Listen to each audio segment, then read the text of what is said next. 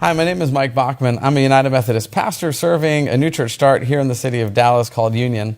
And I've been invited by the Bayyina Institute to come in and do an interview with Imam Omar Suleiman today. We've got an audience with us to be a part of our conversation. I'm really excited to have the opportunity to ask some questions of the Imam, a lot of questions that I believe that Americans wonder about Islam. And I've had this realization over time that a lot of what I've been hearing about Islam recently are things that I've heard primarily from politicians and pundits, and not actually from Muslims themselves.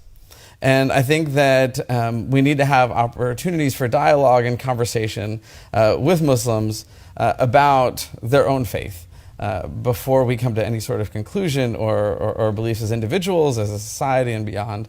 And so I'm really eager for this conversation to have the opportunity to hear directly from a man who is well-studied, is well-respected, and is a leader in Islam here in Dallas area, and then also in the United States as a whole. So I'm really excited to get to spend some time with you today. Appreciate it. Thank you for coming. Absolutely. Looking forward to it. I'm curious. We might as well just start off well off the bat. It isn't that like Muslims just arrived in America. Sure. Muslims have been in this country for a while. Like 5 years, right? Yeah, about 5 years or so. Yeah. So Muslims have been in this country for a long time, to varying degrees, of course. And I'm not that old in the grand scheme of things. I'm 37, but I've certainly noticed over the past several years that there's been more and more conversation around Muslims in America. There's been more anti-Muslim rhetoric in recent times than I remember from the past. And I'm curious if you have a sense of why this has developed over the past decade or maybe two. Sure.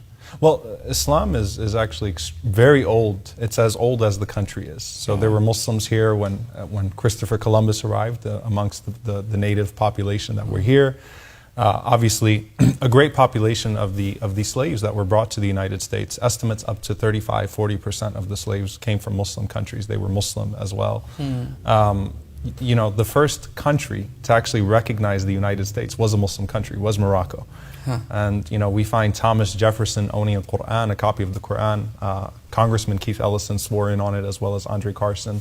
It's become sort of a thing, but we've been around for quite a while in this country. And so Islam is quite old in this country. The fascination with Muslims didn't really start until after World War II. So historically speaking, after World War II, that's when America started with its fascination of Islam and Muslims abroad, particularly the Muslim world, trying to understand the Muslim world. Obviously, then you have the Israel-Palestine issue arises in the 40s. And then you have, after that, as time goes on, you have the Iranian Revolution. You have the Gulf Wars, right? So what we see is that around the 1990s, academically speaking, suddenly you have all of these Center for Middle Eastern Studies and Islamic Studies and Arabic culture and so on and so forth, popping up on the academic level all around the country. Then 9/11 happened. And after 9/11, it's like, who are these people? What happened? Everyone wanted to know about Islam. Yeah. So actually, you would go to many public libraries and you'd find that there would be no copies of the Quran. They'd all be checked out. So people wanted to read about Islam. And this wasn't just the American population. This wasn't just the civilian population. Even intelligence agencies, law enforcement agencies, everyone was suddenly trying to get really informed about Islam. Yeah. Now the problem is that you had all of these hate mongers and hate groups masquerading as experts that started all of these independent intelligence agencies and security agencies, and started offering training to different law enforcement agencies across the country and so on and so forth. Again, many of them claiming to be former Muslims and former terrorists, turned out to be complete scams, but we paid for that with our tax dollars. And these were hate groups that eventually were identified by the Southern Poverty Law Center as hate groups, but they just spread throughout the country, and they were informing some of the most important people in our country. Yeah. So for example, Frank Gaffney, who's a fearmonger, he has a Center for Security Policy, which all the names tend to be around Center for Security Policy or something of that sort. And he's in the ear of every Republican candidate out there. Rubio's attended his forums, as well as Ted Cruz and so on and so forth. And he appears to be an expert, but these are hate mongers and hate groups that have masqueraded as experts. They don't have credentials. nor do they have any traction in the Muslim community. And so that's sort of a phenomenon in the West right now that we've had in the United States and even in the United Kingdom, where you have these, these so-called counterterrorism experts that have arose out of nowhere and sort of taking advantage of the fascination. And so you believe that it's largely those organizations that have led to a lot of the negative conversation and negative dialogue that we seem to see in the United States, especially in the political arena? Or are they just a contributing factor? They are contributing. So it's media as well, right? Hollywood, the old Hollywood movies, and even till now, the portrayal of Muslims. Right. Number one is that they're all Arab, which Arabs make up only about 15% of Muslims globally. So Muslim and Arab are not synonymous. There are a lot of Arab Christians as well.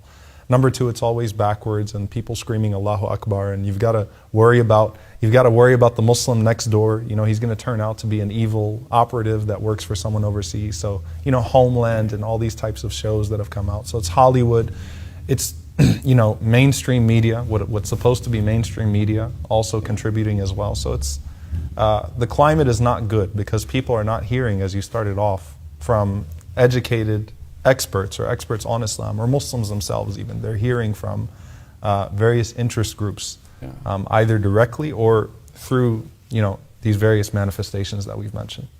Well, it makes sense. I mean, fear is something that sells. Yeah. We oftentimes say sex sells in Hollywood or other places, but really, especially in the political arena, fear can be a big driving motivation. And so, how is it that the average American can sift through these different voices?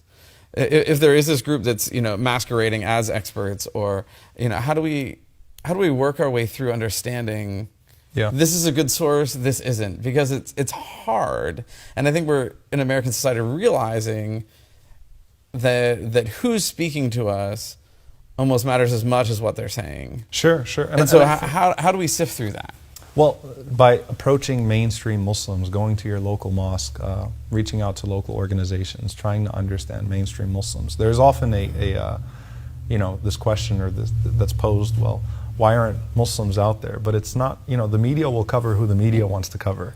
Right. And anyone that's involved, on a local scene in whatever locality they are, will know that the Muslim community is actually quite, up front in terms of condemning terrorism and so on and so forth. But it's more than that. It's actually going and experiencing your local mainstream Muslim population. So going to the local mosques, and it might not be the most pleasant experience because mosques are as diverse as churches are in America, if not more diverse, right? Yeah. And when you go to any church, you're going to get a different feel for each church, right? Absolutely. So, but still, reach out to the local Muslim population. And what I tell people all the time is that we love being asked about our religion. Yeah. I mean, it's actually refreshing. It's a nice departure from the typical go back home and stuff like that we usually hear at Walmart or in a parking lot of a grocery store. Right. When someone asks, stops and very nicely says, "Can I ask you a question, about your hijab, that what you're wearing, the scarf that women wear? Can I ask you something about your religion? Is it okay if I just ask you something politely?" That actually is extremely refreshing for us. So just ask a Muslim about Islam, right? It sounds simple, but it's unfortunately, the intimidation and the fear factor has gotten so much that we don't talk to each other anymore. Yeah.